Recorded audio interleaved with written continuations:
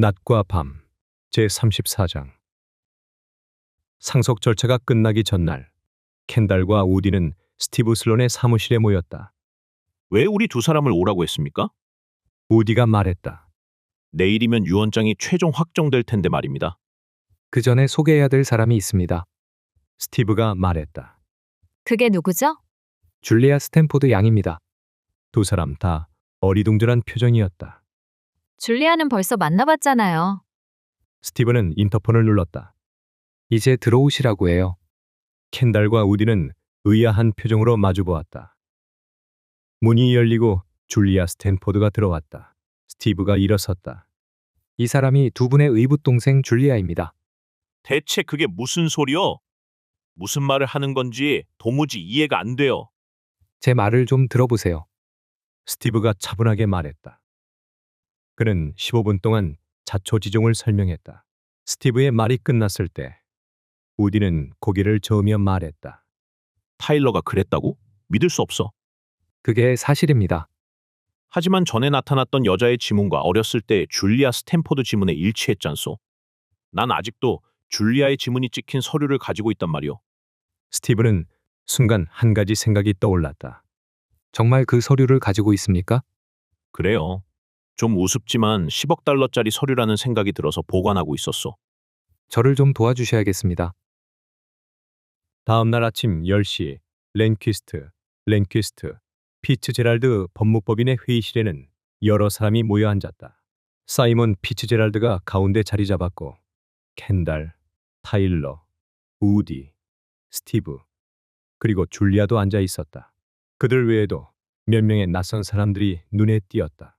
피츠제랄드가 그중 두 사람을 가족들에게 소개했다.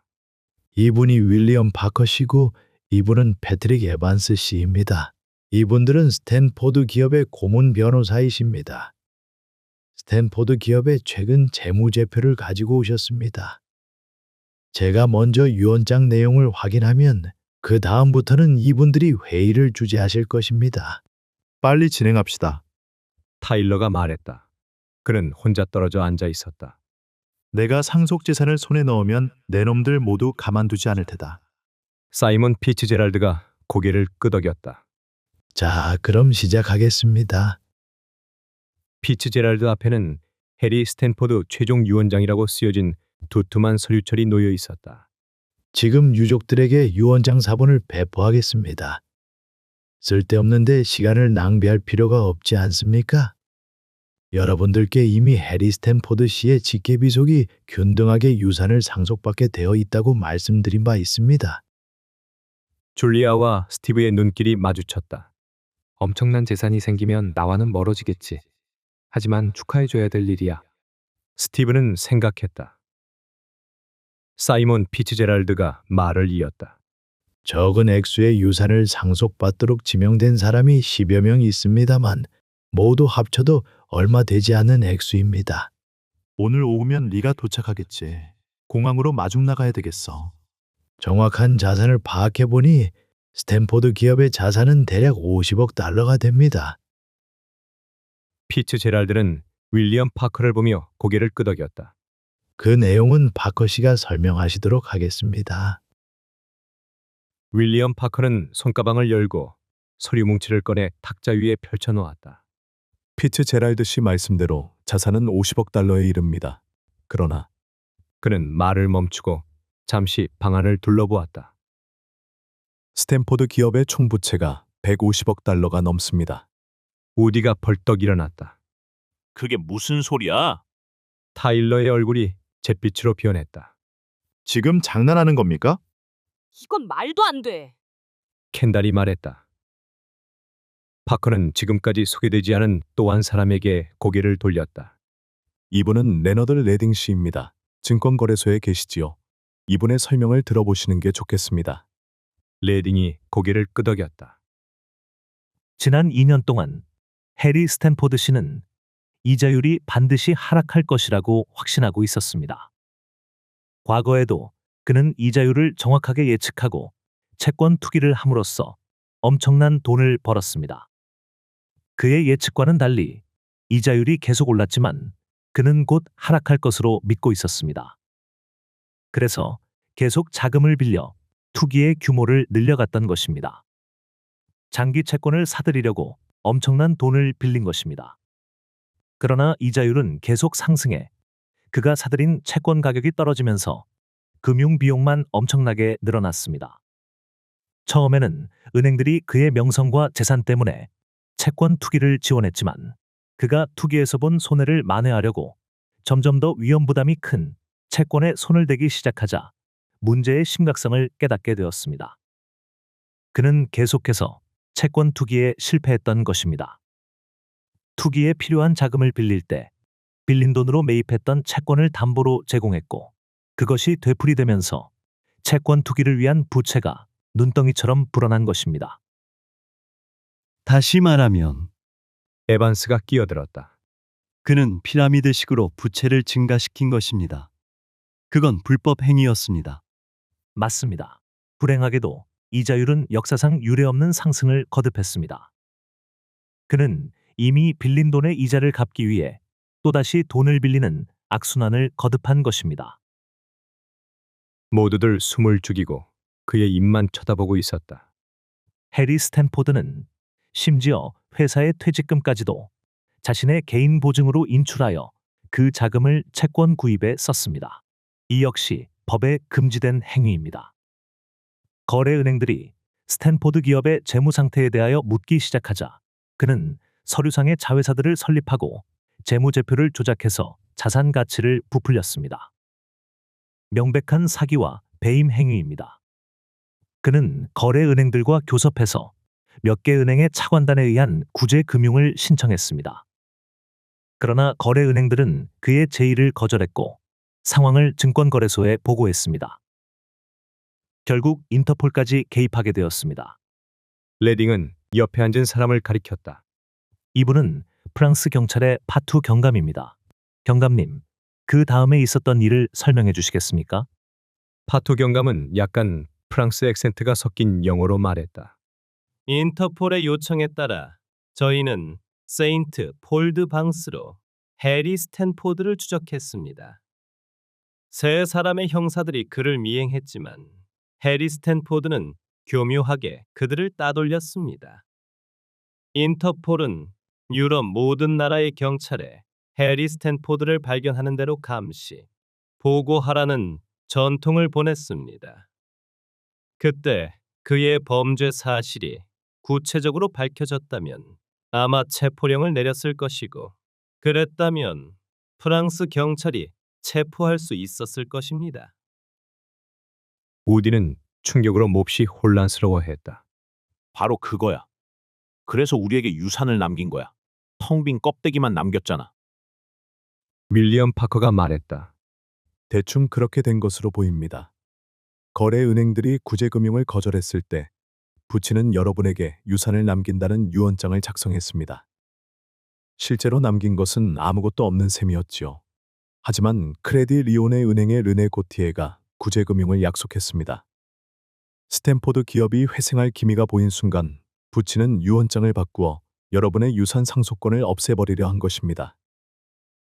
그럼 요트와 비행기, 그리고 수많은 저택은 어떻게 되는 거예요? 켄달이 물었다. 안 됐지만 해리 스탠포드의 재산은 예외 없이 현금화해서 부채 상환에 충당할 것입니다. 타일러는 몸이 굳어버린 듯 꼼짝 않고 앉아 있었다. 상상도 할 수 없는 악몽이 현실로 다가온 것이었다. 이제 더 이상 억만장자 타일러 스탠포드가 아니었다. 그저 스탠포드 판사였다. 그는 휘청거리며 몸을 일으켰다. 난 뭐라고 해야 될지. 이제 얘기가 끝났으면 난 그만 쉴래. 서둘러 공항으로 가서 리를 만나 여행 계획이 무산된 것을 설명하려는 생각이었다. 얘기가 아직 끝나지 않았습니다. 타일러가 엉거주춤한 자세로 물었다. 무슨 얘기요? 스티븐은 문 옆에 서 있던 사람에게 고개를 끄덕였다. 문이 열리자 할 베이커가 들어왔다. 안녕하십니까, 판사님. 우디가 프랭크 티몬스로부터 받은 줄리아의 지문이 있는 서류를 가지고 있다고 말한 것이 결정적인 단서를 잡은 계기가 되었다. 좀 보여줄 수 있습니까? 스티브가 말했다. 우디는 이해가 안 된다는 표정이었다. 그건 봐서 뭘 할 거요? 그녀의 지문 두 짝밖에 없는 종이 조각인데 그 지문들은 같은 사람 것이 틀림없었어. 우리 모두가 확인했어. 하지만 프랭크 티몬스 행세를 한 사람이 그녀의 지문을 그 자리에서 채취했지요. 맞습니까? 그래요?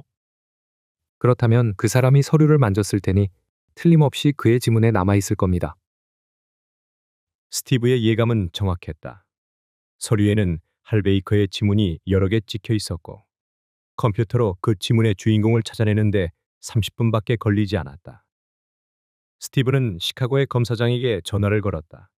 즉시 구인장이 발부되고 형사 두 사람이 할 베이커의 집에 나타났다. 베이커는 앞마당에서 아들 빌리와 야구 연습을 하고 있었다. 베이커 씨? 그런데요. 형사들은 경찰 신분증을 내보였다. 검사장께서 좀 만나자고 하십니다. 같이 가실까요? 지금은 갈 수 없습니다. 갈 수 없다뇨? 형사는 어이가 없다는 표정이었다. 아니, 직접 눈으로 보면서도 모르겠단 말이요? 지금 내 아들 야구 연습시키는 중이잖소. 검사장은 재판 기록을 상세히 읽어본 다음 마주 앉은 할 베이커에게 말했다. 당신은 대단히 가정적인 사람이라고 기록되어 있는데 그게 사실이요? 그렇습니다. 할 베이커는 자랑스럽다는 듯 말했다. 가정이야말로 우리 사회 근본이 아닙니까? 모든 가정이 화목. 베이커 씨, 검사장은 몸을 앞으로 당겼다. 스탠퍼드 판사의 음모에 참여했던 게 틀림없지요? 난 스탠포드 판사라는 사람을 모르는데요. 그럼 당신 기억을 일깨워 주지. 당신은 그 사람 지시로 프랭크 티몬스라는 사립 탐정 행세를 했고 또한 줄리아 스탠포드라는 여자를 죽이려 했었소. 무슨 말씀인지 도무지 모르겠습니다. 무슨 말이냐 하면 당신이 지은 죄는 10년 내지 20년 징역 형감이란 말이오. 그리고 나는 최고 형량인 20년 징역을 구형할 작정이오. 할 베이커의 얼굴이 새파래졌다. 그건 안 됩니다. 그럴 수 없습니다. 내 아내와 아이들은 어떻게... 바로 그거요. 그러나 검사장의 목소리가 부드러워졌다. 당신이 검찰 측 증인으로 진실을 밝힌다면 검찰은 당신의 처벌을 아주 가볍게 해줄 용의가 있어. 할 베이커는 손등을 긁기 시작했다. 제가 뭘 어떻게 해야 됩니까? 우선 자초지종을 다 털어놔요. 이제 렌퀴스트, 피츠 제랄드 법무법인의 회의실에서 타일러와 마주선 할 베이커가 말했다. 판사님, 어떻게 지내셨습니까? 그를 쳐다본 우디가 소리쳤다. 아니, 프랭크 티몬스 아니야. 스티브가 타일러에게 말했다. 당신은 바로 이 사람에게 이 사무실에 있던 해리 스탠포드의 유언장을 복사하라고 시켰고 나중엔 그의 시체를 발굴해서 유기하고 또 줄리아 스탠포드를 죽이라고 지시했잖소. 한참 만에야 타일러가 간신히 입을 열었다. 그게 무슨 소리요? 이자는 잘 알려진 전과자요. 판사인 내 말은 제쳐놓고 이자의 말을 믿을 사람은 아무도 없어. 아무 근거도 없이 그의 말을 믿는 게 아니오. 이 사람을 전에 본 적은 있지요? 물론이요. 내가 이자의 재판을 담당했었어. 이자의 이름이 뭐죠? 이자의 이름은 타일러는 그 질문의 함정을 알아챘다. 아마 이자는 여러 개의 가명을 쓰고 다녔을 거요. 당신이 재판할 때는 이름이 할 베이커였지요? 그렇소. 하지만 이 사람이 보스턴에 나타났을 때 당신은 가족들에게 그를 프랭크 티몬스로 소개했잖소. 타일러는 선뜻 말을 둘러대지 못했다. 그건 내가 당신은 할 베이커를 당신 책임하에 가석방시키고 마고 포즈너가 진짜 줄리아라는 증거를 조작하는데 이 사람을 이용했지요. 아니, 난 그런 짓 한 적 없어. 마고 포즈너라는 여자는 로즈힐에 나타나기 전엔 본 적도 없는 여자요.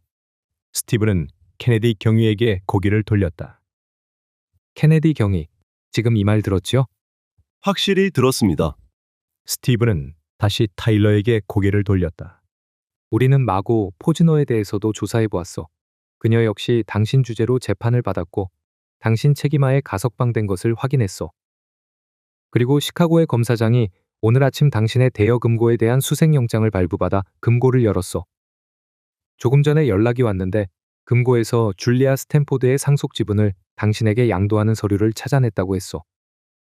그런데 그 서류는 가짜 줄리아 스탠포드가 로즈힐에 나타나기 닷새 전에 서명된 것이었소. 타일러는 어떻게든 이 궁지를 모면해 보려고 안간힘을 썼다. 아니 이건 말도 안 돼. 케네디 경위가 말했다. 스탠포드 판사, 당신을 살인 예비 음모죄로 체포하겠소. 당신의 송환 절차가 끝나는 대로 시카고 검찰로 이송할 거요. 타일러는 꼼짝 않고 그 자리에 서 있었다. 주변에 화려하던 세계가 한꺼번에 무너지는 것 같았다. 당신은 묵비권을 행사할 권리가 있어. 지금부터 당신이 말하는 것은 모두 법정에서 증거로 채택될 수 있어. 당신은 변호사를 선임할 권리가 있고 신문 과정에 변호사를 동석시킬 권리도 있어. 변호사 비용을 부담할 능력이 없고 또 당신이 원한다면 신문이 시작되기 전에 관선 변호인을 선임해 줄 수 있어. 알겠소? 알겠소. 다음 순간 타일러의 얼굴에 희미한 미소가 떠오르기 시작했다. 너희 손에 재판받을 타일러 스탠포드가 아니야. 난 얼마든지 너희 손을 빠져나갈 수 있어. 자, 스탠포드 판사, 가볼까요? 타일러는 고개를 끄덕이며 침착하게 말했다. 좋소. 갑시다. 우선 로즈힐에 돌아가서 몇 가지 소지품이라도 챙긴 다음 떠나도록 해주시오. 그러지요. 여기 두 경찰관을 로즈힐까지 동행시키겠습니다. 타일러는 줄리아에게 고개를 돌렸다. 증오에 가득 찬 그의 눈길에 줄리아는 온몸에 소름이 끼쳤다. 30분 후 두 경찰관의 감시를 받으며 타일러는 로즈힐에 도착했다. 몇 분이면 될 거요. 타일러가 말했다. 두 경찰관은 타일러가 계단을 올라가 그의 방으로 들어가는 것을 쳐다보고 있었다. 침실로 들어간 타일러는 서랍장에 있던 권총을 꺼내 실탄을 장전했다. 한 방의 총성이 로즈힐 저택에 울려 퍼졌다. 낮과 밤 제35장. 우디와 켄달은 로즈힐의 거실에 마주 앉았다. 주변에는 대여섯 명의 흰 작업복을 입은 일꾼들이 벽에 걸린 그림을 떼어내고 골동품 가구를 포장하느라고 부산하게 움직이고 있었다. 이제 한 시대가 끝난 거예요. 켄달이 한숨 지으며 말했다. 아니야, 새 시대가 시작된 거야. 우디가 미소 지으며 말했다. 패기가 잔뜩 기대했던 상속 지분이 이렇게 된 것을 알면 어떤 표정을 지을지 궁금한 걸. 그는 켄달의 손을 잡았다. 켄달, 넌 괜찮니? 마크 말이야. 그녀는 고개를 끄덕였다. 이제 담담해졌어요. 어찌됐건 난 바쁘게 되었어요. 내 사건의 예비 재판 일정이 2주일 후로 잡혔어요. 그 결과에 따라 장래 계획을 세울 거예요. 그래, 별일 없이 다 잘 될 거야. 우디는 일어섰다. 난 중요한 통화를 할 게 있어. 그는 미미 카슨에게 소식을 전하기로 작정했었다. 미미, 우디는 낮은 목소리로 말했다. 미안하지만 폴로 경기용 말을 사겠다고 한 것은 취소해야 되겠어. 내가 기대했던 것처럼 일이 잘 풀리지 않았어. 우디, 당신 괜찮아요? 난 괜찮아. 지난 몇 주 동안은 너무 많은 일이 있었어. 그리고 난 패기와 헤어졌어. 한동안 미미는 말이 없었다. 그래요. 그럼 호브만으로 돌아올 거예요? 솔직히 말해서 난 지금 어떻게 해야 할지 모르겠어. 우디, 말해봐. 어서 이곳으로 돌아와요. 기다릴게요. 애틋한 목소리로 미미가 말했다. 스티브와 줄리아는 베란다로 나갔다. 줄리아, 결과가 좋지 않아서 정말 안 됐어요. 당신이 당연히 받아야 했던 유산이 모두 없어졌으니 말이에요. 줄리아는 미소 지으며 말했다. 내가 아무리 음식 솜씨가 없다 해도 수백 명의 요리사가 필요하지는 않아요. 그럼 보스턴에 와서 아무 소득도 없었다는 게 실망스럽지 않아요? 줄리아는 그의 얼굴을 똑바로 쳐다보았다. 스티브, 정말 아무 소득도 없었다고 생각하세요? 누가 먼저 움직였는지 분간할 수 없었다. 다음 순간 스티브는 줄리아를 감싸 안고 두 사람의 입술이 포개져 있었다. 난 당신을 처음 봤을 때부터 이 순간을 기다리고 있었어요. 긴 키스가 끝나자 스티브가 말했다. 줄리아가 고개를 저었다. 날 처음 만났을 때는 빨리 보스턴을 떠나라고 했잖아요. 스티브는 무한한 표정으로 미소 지었다. 참, 내가 그랬었지. 어쨌든 이제 당신은 내 곁을 떠나면 안 돼요. 줄리아는 살리의 말을 떠올렸다. 세상에. 청혼했으면 했고 안 했으면 안 했지. 한국 같은 게 뭐야? 지금 청혼하는 거예요? 줄리아가 물었다. 스티브는 그녀를 안은 팔에 힘을 주었다. 물론 나와 결혼해 주겠어? 좋아요. 켄달이 베란다로 나왔다. 손에는 편지 한 장을 들고 있었다. 지금 막 편지를 받았어요. 스티브가 얼굴을 찌푸리며 물었다. 아니, 또 그런 게 아니고 내가 코티상을 받게 되었다는 통지예요. 우디와 켄달, 그리고 줄리아와 스티브는 식당에 모여 앉았다. 주변에는 일꾼들이 계속 가구와 기물을 포장하거나 해체해서 옮겨가고 있었다. 스티브가 우디에게 물었다. 이제부터 어떻게 할 계획입니까? 일단 호브만으로 돌아갈 거요. 우선 닥터 티시너의 진찰을 받고 몸이 나아지면 폴로 경기에 출전할 거요. 가까운 친구가 내가 탈 말을 빌려주겠다고 했소. 켄달이 줄리아에게 물었다. 캔사스시로 돌아갈 거예요? 내가 어렸을 때 캔사스를 벗어나 아름다운 곳의 멋진 왕자에게 누군가가 날 데려다 주는 꿈을 꾸었었지. 그녀는 스티브의 손을 잡고 대답했다. 아니요, 난 캔사스시로 돌아가지 않을 거예요. 그들은 벽에 걸린 해리 스탠포드의 대형 초상화가 내려지는 것을 쳐다보았다. 그때 클라크가 곤혹스런 표정으로 들어왔다. 실례합니다. 밖에 줄리아 스탠포드 양이 찾아왔습니다. 먼저 이 작품을 끝까지 함께해 주신 애청독자 여러분께 진심으로 감사드립니다. 많은 분들께서 매회 소개된 반지를 통해 저희가 반지 전문 제조업체임을 눈치채셨을 것입니다. 시대의 변화에 발맞춰 유튜브를 시작했지만 반지 콘텐츠만으로는 고객과의 소통에 한계가 있음을 경험했습니다. 그래서 여러 시도와 고민 끝에 제가 사랑하는 소설을 오디오북 콘텐츠로 만들어 같이 병행하기로 방향을 정하였습니다.